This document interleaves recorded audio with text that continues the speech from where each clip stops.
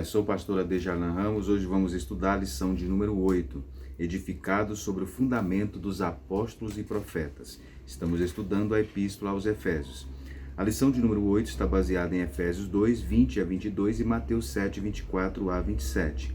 Efésios 2, 20 a 22, que é o texto que nós entendemos ser o principal, diz: edificados sobre o fundamento dos apóstolos e dos profetas, de que Jesus Cristo é a principal pedra da esquina, no qual todo edifício bem ajustado cresce para templo santo no Senhor, no qual também vós juntamente sois edificados para a morada de Deus no Espírito. Bem, nós vamos relembrar o texto da epístola aos Efésios para a gente retomar. Devemos lembrar que a epístola aos Efésios, primeiramente o autor ele apresentou uma visão acerca da redenção no capítulo 1 e até o versículo 18. A partir do versículo 19, ele ora para que os cristãos pudessem desfrutar do poder que se manifestou na salvação.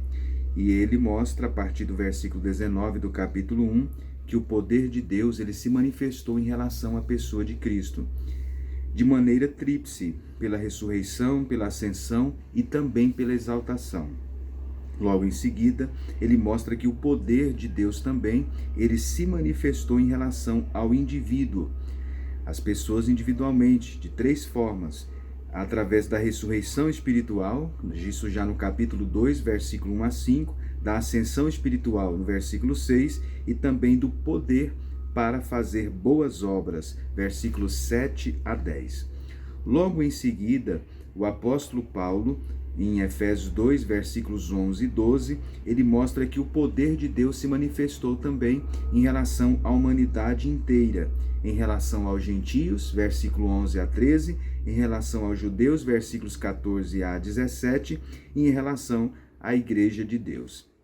Então, no texto de hoje, nós vamos enfocar como é que o poder de Deus se manifestou em relação à igreja de Deus. Bem, nós vamos então comentar. A primeira parte do nosso comentário fala um edifício espiritual. Bem, o apóstolo Paulo, então, nesse texto, ele usa algumas metáforas, né? E nós devemos atentar para estas metáforas que ele utiliza aqui no texto. O apóstolo Paulo ele está mostrando nesse texto, a partir do versículo 19, ele apresenta que os povos foram unidos através de Cristo em uma comunidade, em uma nova comunidade. Os povos que estavam afastados, gentios e judeus, nós já vimos em aula anterior, eles se aproximaram, eles se uniram mediante a obra então da salvação, a obra da redenção. Para demonstrar essa construção desse novo povo, dessa nova comunidade, Paulo utiliza três metáforas. A primeira metáfora que ele utiliza é a analogia com a cidadania, está no versículo de número 19. Versículo 19 está escrito assim: assim que não sois estrangeiros, nem forasteiros, mas concidadãos dos santos e da família de Deus. Então veja que o apóstolo Paulo, a primeira metáfora que ele utiliza é a metáfora da cidadania. Já não sois estrangeiros, nem forasteiros, mas agora vocês são, diz Paulo, concidadão dos santos. Ou seja, o termo que o apóstolo Paulo utiliza aí, a palavra estrangeiros, é a palavra grega paroikoi, que significa moradores estrangeiros que se fixaram oficialmente em um país estrangeiro, mas que não desfrutam dos direitos que são intrínsecos daquela pessoa. Então ele tem foco especialmente na Grécia Antiga, nem todas as pessoas eram cidadãos. Dentre as pessoas que não eram cidadãos, estavam aquelas pessoas que eram estrangeiras. As pessoas que eram estrangeiras, elas não podiam ser cidadãos, né? Os estrangeiros, ou paroikoi, conforme o termo na língua grega, eram os moradores que estavam vivendo em outro país, em um país estrangeiro, e, portanto, consequentemente, eles eram, então, visitantes, né? E eles não desfrutavam, então, dos direitos conforme tinham os moradores, então, da região. Paulo também utiliza aí o termo forasteiros. Ele diz: vocês não são estrangeiros e também não são forasteiros. A palavra forasteiro, na língua grega, é a palavra xenoi, que quer dizer visitantes com breve estadia em um país, né? Esse termo, então, estava relacionado a uma pessoa que estava visitando um país. Era, então, um forasteiro. Então, Paulo utiliza essas duas expressões para se referir, então, aos gentios. Os gentios eram estrangeiros, os gentios eles eram forasteiros. Mas o apóstolo Paulo, então, diz no texto que a partir do momento, então, que houve um encontro com Cristo, né, uma aproximação de Cristo, Paulo, então, disse que nós não somos mais, então, estrangeiros nem forasteiros, mas somos concidadão dos santos e da família de Deus. Observe bem essa expressão que ele utiliza, concidadão dos santos. Os santos aí, então, os judeus se viam como santos, né, se classificavam como santos, e Paulo, então, está dizendo que agora os gentios são concidadão com santos, né, ou cidadãos junto com os santos. A segunda analogia que o apóstolo Paulo utiliza aí nesse texto, ainda está no versículo 19, o final do versículo 19, ele diz que nós somos da família de Deus. Nós somos como cidadãos dos santos, está a metáfora da cidadania, e nós somos da família de Deus. E aí está em foco, então, nesse momento, a analogia com a família. Ou seja, os leitores gentios ou gentios, né, eles fazem parte agora da família de Deus. Eles desfrutam dessa bênção, então, da família de Deus. Através, então, da igreja, Deus se tornou, então, o pai também dos gentios. Ele, então, sendo o pai dos gentios e dos judeus, então formam uma família. Então, judeus e gentios, a partir de então, no momento em que encontram-se com Cristo, eles têm o mesmo pai. Se eles têm o mesmo pai, então eles fazem parte, então, de uma só família. É essa família que Paulo chama no final do versículo 19 de família de Deus. Então, essa é a segunda analogia que Paulo utiliza aí no texto. A terceira analogia que Paulo utiliza, e agora já está no versículo de número 20, é a analogia, então, de um edifício. Ele disse edificado sobre o fundamento. Essa expressão edificado sobre o fundamento, então, inicia a analogia que ele vai fazer, a comparação que ele vai fazer, então, dessa nova posição dos gentios em Cristo com um edifício, com uma construção. Bem, a igreja, então, ela representa uma nova comunidade e ela representa também uma construção. Paulo utiliza, então, isso aqui, a figura, então, da igreja como um edifício, como uma construção. Você pode observar no texto que Paulo fala sobre o fundamento. Um elemento básico que Paulo coloca aí é exatamente o fundamento. É bom lembrar que essa imagem do templo era muito compreendida pelos judeus, né? Inclusive o comentarista da lição, ele aborda sobre isso na primeira parte. Ele relembra o santuário do povo judeu, o templo em Jerusalém era sinônimo de exclusivismo da nação de Israel.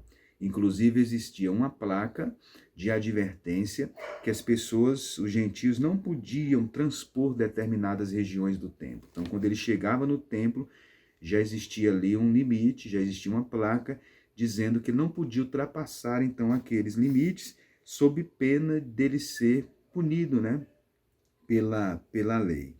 Então, essa imagem do santuário já era muito presente entre eles.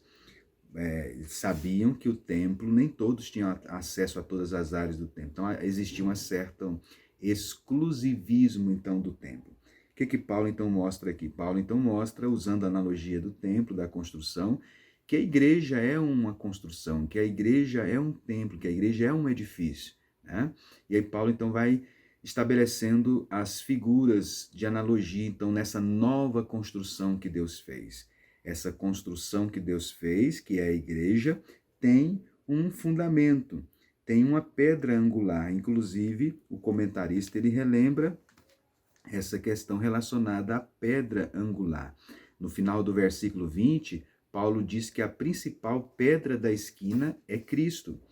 Essa imagem de pedra de esquina, o que era a pedra de esquina no mundo antigo, não se tinha os meios modernos de construção, de engenharia que nós temos hoje. Então, no mundo antigo, uma das primeiras atitudes para iniciar uma construção era colocar uma pedra num canto, uma pedra no ângulo. E essa pedra do ângulo, ela servia então de parâmetro, de base para toda a construção. Então, por isso ela era chamada de pedra angular, ou seja, pedra que ficava no ângulo da construção. Também chamada de pedra de esquina, porque ficava na esquina da construção. Pedra principal era o pontapé inicial, era o ponto inicial da construção, era essa pedra. Ela servia de base para toda a construção. É isso que o apóstolo Paulo, então, diz que o principal pedra da esquina é o Senhor Jesus. A figura de Cristo como pedra aparece desde o Antigo Testamento. Nós temos textos em Isaías, Salmo 118, 22, nós temos também lá em Isaías 57, a Bíblia fala sobre a pedra da esquina, e esse texto é utilizado no Novo Testamento, tanto por Paulo como pelo apóstolo Pedro, para se referir então a Cristo como a pedra principal. Então veja, nessa analogia então do edifício, a principal pedra é Cristo. Ele é a principal pedra da construção. Mas o apóstolo também diz, edificado sobre o fundamento dos apóstolos e dos profetas. Né? Ele também estabelece os profetas e apóstolos como bases também nessa construção, embora a principal ela é Cristo, a principal pedra é exatamente a pessoa de Cristo, embora os apóstolos também fazem parte, ou estão edificados também nessa principal pedra que é o Senhor Jesus. Bem, Paulo então fala aí sobre o fundamento dos apóstolos e profetas, né? É o tema, inclusive, da nossa lição, o fundamento dos apóstolos e profetas. Bem, primeiramente que surge uma dúvida, os apóstolos e os profetas. Quem seriam, no caso aqui, os profetas? Os apóstolos, está bem claro, os apóstolos do Novo Testamento. Mas os profetas se referem aos profetas do Antigo Testamento ou aos profetas do Novo Testamento?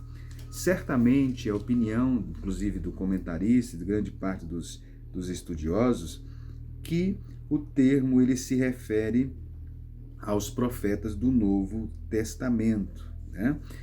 Vamos então comentar esse elemento. Primeiramente vamos comentar sobre a questão dos apóstolos e depois dos profetas. Bem, o que eram os apóstolos? O termo apóstolo, ele quer dizer enviado, né? Jesus ele instituiu os 12 apóstolos, a palavra apóstolo quer dizer enviado com uma missão, foi o termo que o Senhor Jesus ele utilizou. O apóstolo então no Novo Testamento foram os primeiros missionários cristãos, eram aqueles que eram enviados com uma missão, eram homens de idoneidade, eram homens também dotados de destacada liderança espiritual, eles tinham reconhecida e destacada liderança espiritual, eram ungidos com poder para defrontar-se com os poderes das trevas e também confirmar o evangelho de Cristo. Foi assim com os apóstolos do grupo dos 12 e depois os apóstolos também da igreja primitiva. Eles se arriscavam as suas vidas pela propagação do evangelho, eram homens de fé, de poder e também de oração. Eles fizeram parte, então, dos propósitos de Deus em relação à igreja. No início, então, da igreja, Deus estabeleceu os apóstolos, primeiramente o colégio apostólico estabelecido por Jesus, e depois os apóstolos estabelecidos, então, na igreja. Fez parte, então, dos planos, dos propósitos de Deus, né? Que os apóstolos, então, eles desempenhassem uma função importantíssima, fundamental, de lançar os alicerces, as bases, então, da igreja. Bem, nós temos, segundo, então, a Bíblia, quando a Bíblia diz edificado sobre o fundamento, então, dos apóstolos e dos profetas, isso mostra, então, que eles tiveram uma autoridade ímpar na igreja. quando eu falo autoridade ímpar, estou me referindo à revelação divina e à mensagem original do Evangelho, né? Eles foram as pessoas que de primeira mão lançaram os fundamentos, os alicerces, tanto da pregação do Evangelho, como também dos fundamentos, tanto os escriturísticos, como também doutrinários. Então, Paulo está dizendo que essa nova comunidade, que a igreja, está edificada sobre o fundamento, o alicerce dos apóstolos. O outro elemento que ele utiliza é também profetas. O profeta. Vamos ter uma visão geral em relação aos profetas. Quando falamos de profetas, nós estamos referindo nesse momento aos profetas, então, do Novo Testamento. Os profetas, então, eles eram homens que falavam sob o impulso direto do Espírito Santo. A motivação e o principal objetivo deles era exatamente manter a vida espiritual e a pureza da igreja. Eles eram capacitados pelo Espírito Santo, revestidos do poder do Espírito Santo, para trazer uma mensagem especial da parte de Deus. Então, o profeta no Novo Testamento, ele está ligado essencialmente à pregação, né? Eles, então, proclamavam a mensagem da palavra, né? Eles proclamavam, eles interpretavam, eles, cheios do Espírito Santo, proclamava e interpretava a palavra de Deus, né? O objetivo dessa interpretação e desta proclamação era exatamente exortar, animar, consolar e edificar. Eles deveriam, então, exercer esse dom com sabedoria e com bom senso. Isso era, então, um profeta, né? Isto era a mensagem, então, dos profetas no período, então, do Novo Testamento. Bem, nesse texto, o apóstolo Paulo está se referindo aos apóstolos do Antigo Testamento ou do Novo Testamento? Bem, certamente ele está se referindo aos apóstolos do Novo Testamento, pelo menos por duas razões. Primeiro é por causa da ordem que as palavras aparecem aí. Não aparece o termo profeta e apóstolo, mas aparece apóstolo e profeta. Ora, se fosse para se referir ao profeta do Antigo Testamento, certamente ele colocaria a palavra profeta primeiro, porque o profeta do Antigo Testamento é anterior ao apóstolo do Novo Testamento. Então, nesse caso, a utilização de apóstolo e profeta nessa ordem certamente significa que é profeta do Novo Testamento. Uma outra razão é que a expressão apóstolos e profetas, elas aparecem em outros momentos do Novo Testamento, como em Efésios 2:20, em Efésios 3:5, 1 Coríntios 12:28, ou seja, em outros momentos em que o termo apóstolo e profetas aparecem, eles estão se referindo especificamente, né, a um ministério que está agindo em conjunto e se referindo a um ofício típico, então, do período do Novo Testamento. Ou seja, a expressão apóstolo e profeta que aparece em outros momentos do Novo Testamento, elas aparecem para se referir a ofícios que são fundamentais para o período apostólico, né? Para o período, então, do Novo Testamento, para o período da igreja. E certamente, então, se esta expressão aparece em outros momentos do Novo Testamento, se referindo a funções, a aspectos específicos, né, que são fundamentais para a igreja do Novo Testamento, então certamente só pode se referir ao profeta do Novo Testamento. Então, por essas razões, e é a opinião também do comentarista, né, da nossa lição, que se refere então aos profetas do Novo Testamento. Então, a igreja ela está edificada sobre o fundamento dos apóstolos e dos profetas. E o apóstolo Paulo diz no versículo 22, todo edifício bem ajustado cresce para templo santo do Senhor. A igreja, então, ele continua com a metáfora, a igreja é um edifício bem ajustado. Esse processo é um processo, então, contínuo, né? Fala de desenvolvimento dos crentes, esse ajustamento que ele fala de desenvolvimento dos crentes. Esse desenvolvimento acontece de forma contínua e também de forma harmônica, né? A igreja, então, cresce A igreja então desenvolve, esse crescimento é numérico, esse crescimento também é espiritual, através inclusive do ofício do mestre, há um desenvolvimento espiritual, então, do cristão, né? Ele passa, esse crescimento também, ele é evidenciado pela manifestação do fruto do Espírito. Em Gálatas, no capítulo 5, Paulo enumera o fruto do Espírito. Quanto mais o cristão desenvolve esse fruto do Espírito, isso então evidencia o seu crescimento, a sua maturidade, o seu desenvolvimento cristão. E Paulo diz em seguida, no qual também vós juntamente sois edificados para a morada de Deus no Espírito. No final do versículo 21 ele diz, cresce para templo santo no Senhor. A expressão santo aí é a expressão naon, que quer dizer, se referir a essa palavra santo, que é traduzido por santo, se refere ao lugar santíssimo, o lugar mais sagrado então do tabernáculo, né? E ele usa também a expressão edificados para a morada de Deus no Espírito. A expressão morada de Deus no Antigo Testamento fazia alusão ao tabernáculo, né?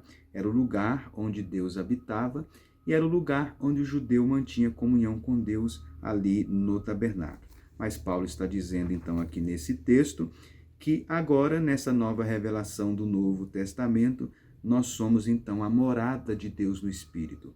O Deus que habitava no tabernáculo no Antigo Testamento é o Deus agora que habita em nós no período do Novo Testamento através do Espírito Santo. Pela instrumentalidade do Espírito Santo, Deus então agora habita em nós, nesse período então do Novo Testamento. Ele habita em cada cristão, ele habita então na igreja. E esta igreja é formada por gentios e judeus.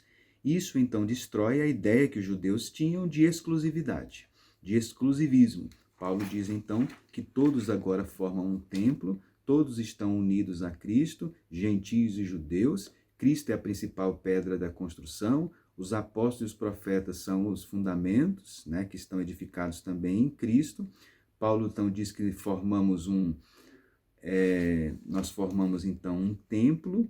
Paulo diz então que esse templo, que essa nova habitação que é a igreja, é a morada então do Altíssimo. Então veja que o apóstolo Paulo, ele vai eliminando esse exclusivismo judaico e mostrando agora que todos têm acesso a Deus através da pessoa de Cristo. E relembrando então que ele utilizou aí as três metáforas, né? As três figuras, metáforas que ele utilizou, que nós, inclusive, já comentamos. Então, relembrando, então, os principais pontos que nós abordamos, então, aqui em nosso comentário, né? Para a gente, então, concluir. O apóstolo Paulo, nesse texto, ele prossegue a sua linha de pensamento que ele tinha começado a desenvolver sobre a salvação. Ele falou sobre a salvação, falou do poder da salvação se manifestando em Cristo, se manifestando também em indivíduos e se manifestando também formando uma nova comunidade que é a igreja. Nesta nova comunidade que é a igreja, Paulo então mostra que nós estamos edificados no fundamento dos apóstolos e dos profetas.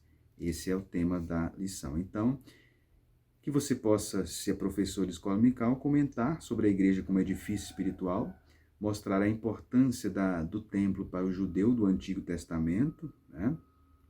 Mostrar também o aspecto de Cristo como a pedra angular, inclusive se valendo dos costumes da época, e depois passe para comentar acerca do fundamento dos apóstolos e profetas. Destaque, mostra o que era um apóstolo, a definição de um apóstolo, o que fazia um apóstolo, a função de um apóstolo, e depois também comente sobre o que era um profeta e a função então de um profeta. E logo em seguida então mostra agora a destruição do exclusivismo, mostrando então que todos, né, estão unidos em Cristo, formando um novo edifício que é a igreja, e esse edifício então tem que estar bem ajustado e ele se torna a morada de Deus através do Espírito Santo. Bem, então concluindo, podemos afirmar que a comparação da igreja como edifício mostra que a igreja está em constante processo, então, de aperfeiçoamento. Também nos mostra que a pedra principal não pode ser substituída dessa construção, senão ela vai desmoronar. A construção, então, tem uma pedra principal que é Cristo, não podemos substituir. E também, outro elemento, terceiro elemento que nós aprendemos aqui, é que a doutrina dos apóstolos e o testemunho dos profetas também não podem ser revogados. Então essa é a nossa lição de número 8, edificado sobre o fundamento dos apóstolos e profetas. Que Deus, portanto, abençoe a cada um, cada professor, cada aluno, então, da escola dominical, e até a próxima lição.